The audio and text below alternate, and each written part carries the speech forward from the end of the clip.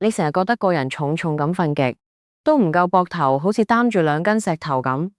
你成日覺得塊面油淋淋，頭重重，胃口又差，食咩都冇味，仲要成日覺得個肚氣卜卜。你成日聽人講去濕要飲湯，但次次煲完都係一碗淡茂茂嘅水，飲完冇感，仲要自己呃自己話飲咗心安理得，或者你直頭唔知自己係咪濕，淨係覺得成日好攰好懶，好想攤喺度，做咩都提唔起勁。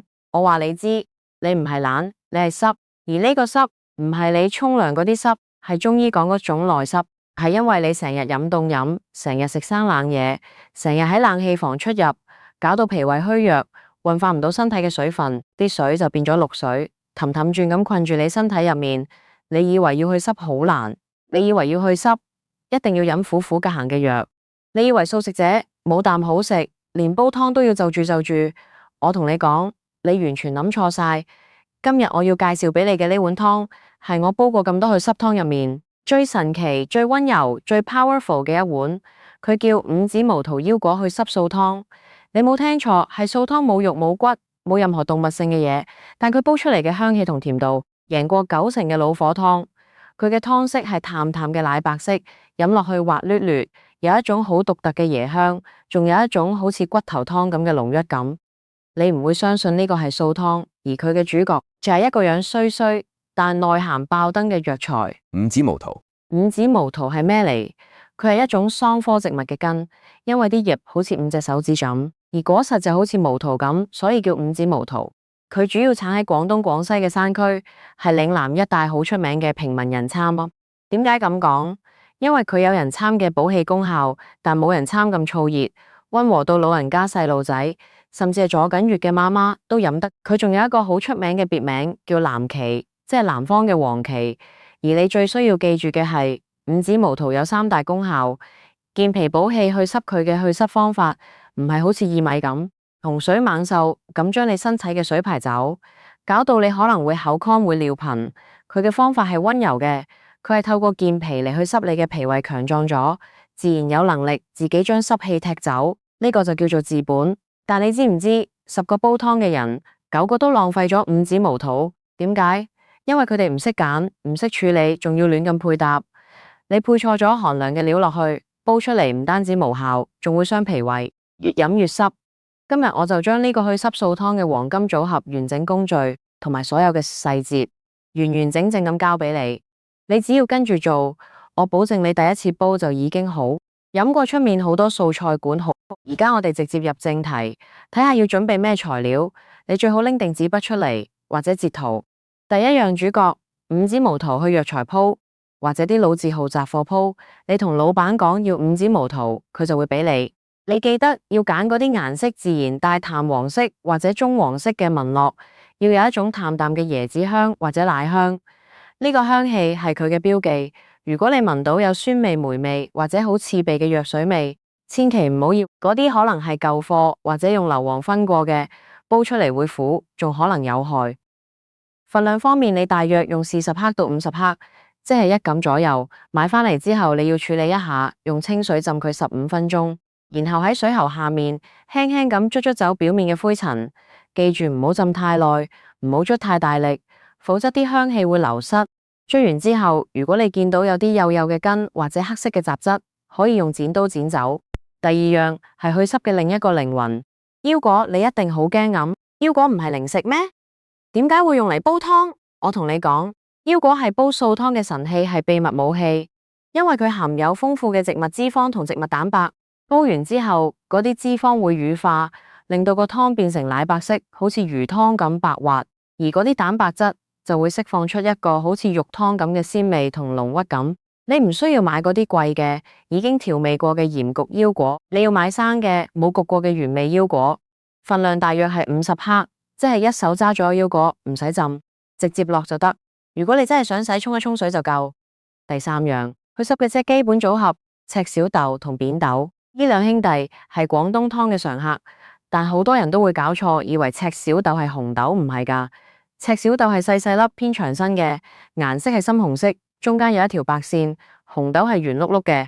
赤小豆嘅功效係利水大濕，即係將你身體多餘嘅水分透過小便咁排出去。扁豆呢，佢嘅功效係健脾化濕，即係幫你嘅脾胃恢復功能，等佢有能力自己處理濕氣。兩個一齊用，一個攻一個守，相互相成，比例係1:1，每一樣大約30克。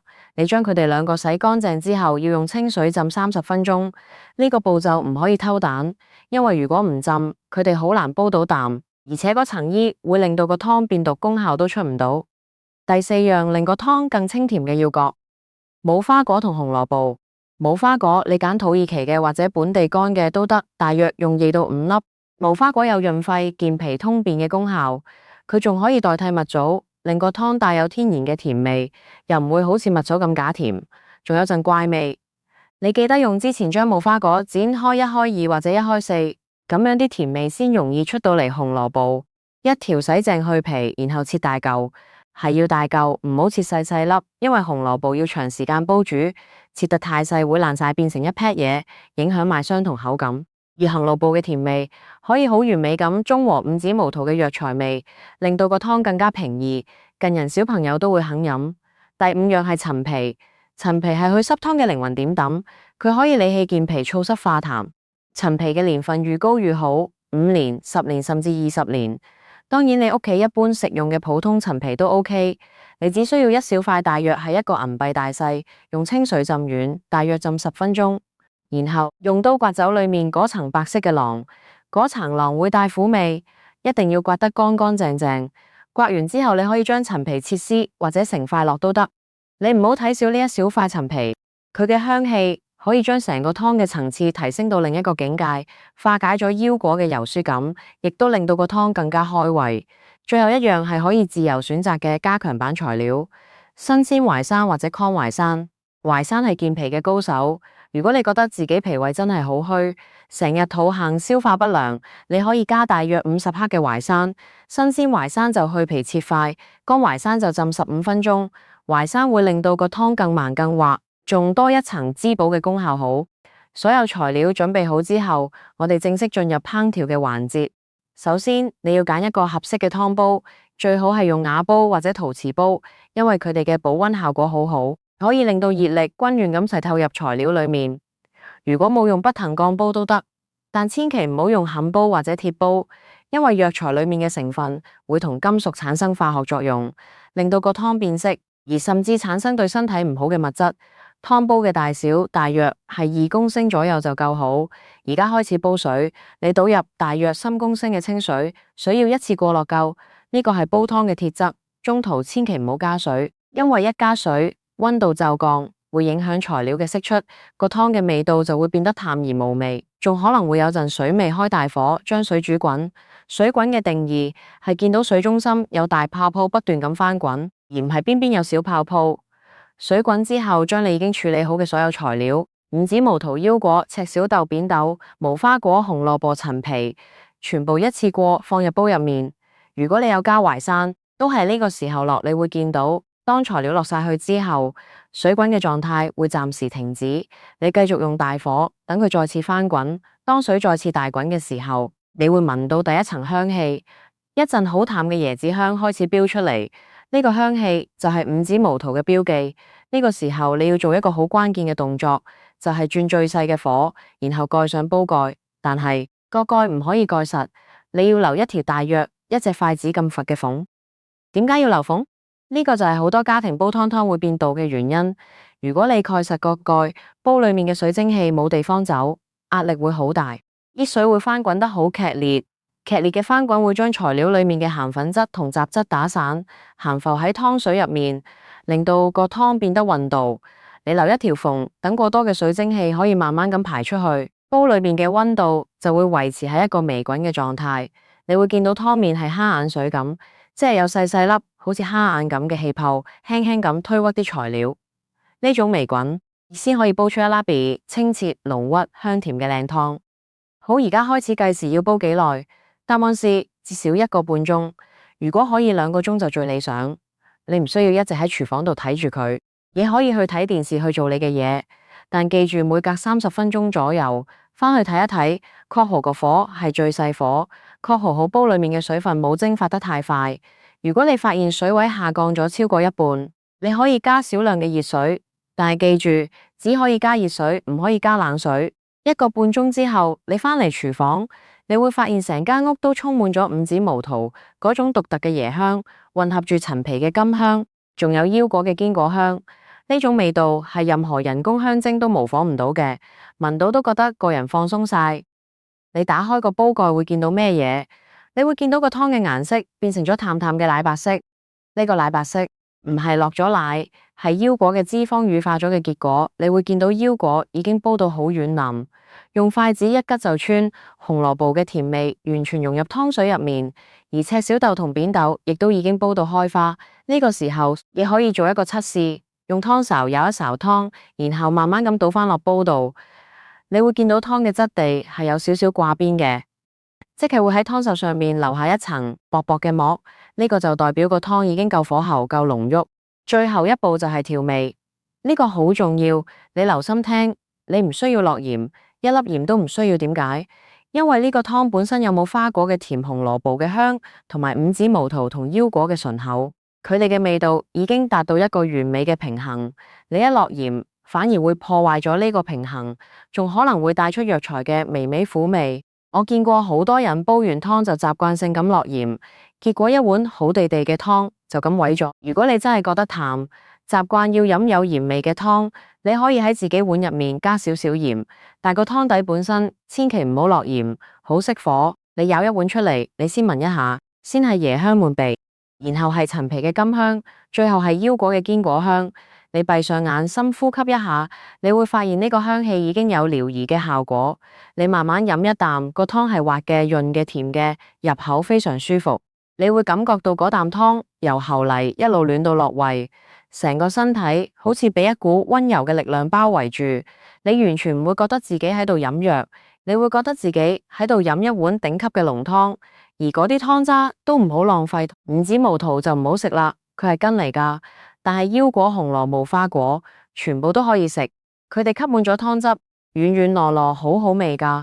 呢碗湯你可以連續飲3日。點解係3日？因為身體嘅循環係一個週期，連續3日俾佢足夠嘅營養同水分，佢先有機會做嘢。飲完3日之後，你觀察下自己，你會發現咩嘢？